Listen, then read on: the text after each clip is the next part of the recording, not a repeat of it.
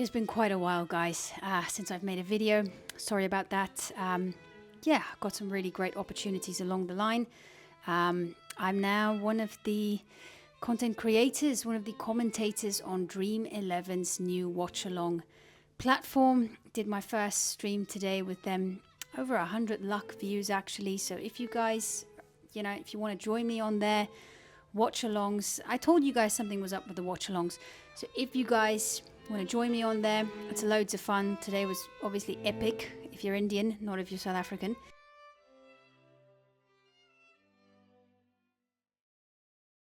But yeah, let's get straight into the match. I will speak a little bit about the ODI as well, because, deserved winners, India, in that one. But let's get straight into the match. Look, I think the massive difference here today was that India adapted and South Africa did not. The same as, South Africa did in that first ODI. We didn't adapt. The top order, it just is a real issue for South Africa. There's no consistency. And you look at any format, right? Whether it's the test format, the ODI format, T20 format, when your top four does well, there's a huge percentage that goes towards winning a match. We saw in the second ODI, when South Africa scored over 200 runs, their top four, they actually ended up winning that game. You look at, I'm going to use somebody like a Gujarat Titans. You look how successful their top three, top four is. I can't think who the fourth player is now. Help me out with that. But it makes a big damn difference, guys.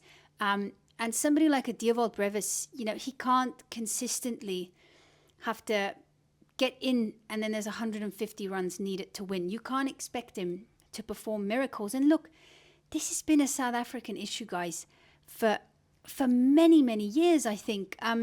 We think of I think of a couple of innings where we always speak about South Africa's middle order, right? When it was Klaas and when it was Miller.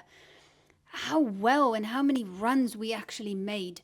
I think we were the number one team in the ODI format in that middle over period, because we've always really had this strong kind of like middle to middle back order. That's just what we were. But now we're moving into this, and I don't really want to say this, but we're moving into this space where Miller hasn't played a lot of cricket. Heinrich Klaasen isn't with us anymore. And so now the top order really need to start pulling their weight. Again, here now, we're depending on a Dewald Brevis who is coming in a little bit later. And I think the huge difference between India and South Africa was today is that not every Indian batter tried to be Superman out there. It's as if South Africa have now, over the last few weeks, taken inspiration from baseball. There is still this thing called player roles, even if it's a T20 game. Okay, you have your role.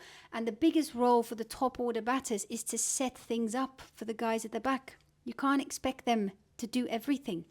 And this is something we speak about so much. And it's not as if these South African players don't know how to play in India.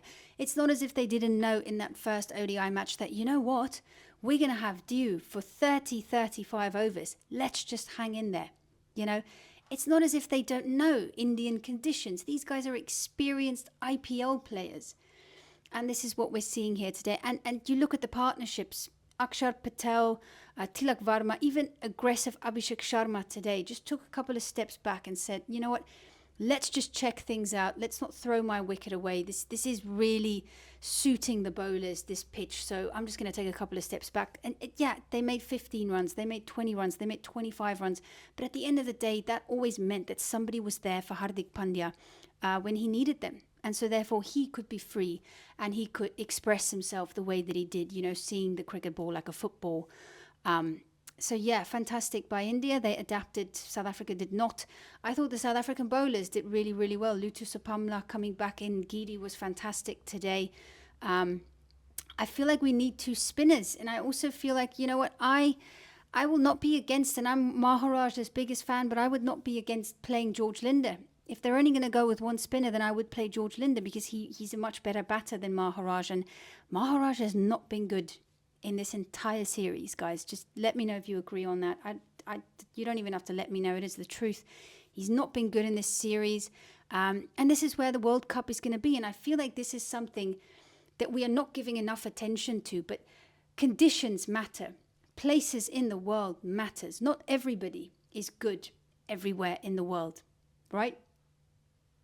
I feel like the T20 game especially is going to move more and more towards this. Is that, you know what, admit the fact that certain players have a terrible record, and I'm not saying that Maharaj does, I'm talking about now in general.